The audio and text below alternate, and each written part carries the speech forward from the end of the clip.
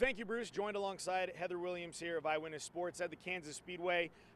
Couple wrecks, Jeff Gordon blowing his engine, Landon Cassill spinning out, making for a pretty exciting finish to a relatively uneventful race down the stretch, but a green and white checkered goes to the champ. Jimmie Johnson comes into victory lane again at Kansas. Yeah, it was really Jimmie Johnson's race all day long. You mentioned the Landon Cassill spin, and that was significant because it put Carl Edwards back on the lead lap, allowed him to get a top 5 finish and move back into the points lead. And then you talk about the Jeff Gordon blown engine. That set up that green white checker finish that you talked about.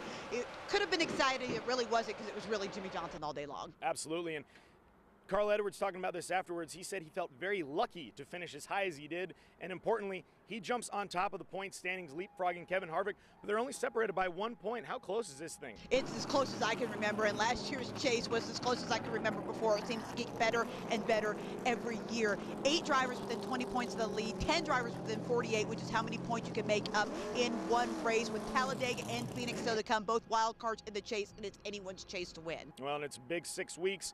Now, if we would be remiss if we didn't talk about Kansas boy Clint Bowyer here, taking 7th today, much better than he did over the summer, and some big news happening beginning the week, setting up maybe a very exciting 2012 for him. Yeah, it should be really excited for him. It seems like the pressure's been on him since it was announced he probably was not coming back to Richard Childress Racing, and he had that to deal with, and then the pressure of trying to make the chase, which he missed. But ever since it settled down and we found out he was going to Michael Waltrip Racing, this team has actually run much better. They got a top 10 last week at Dover, a top 10 again this week. So now that the pressure's off and he can just race, we're seeing the Clint Bowyer that we're used to seeing. And I got a chance to talk to him this weekend about the move to Michael Waltrip Racing. I'm relieved. You know, it's been a long year.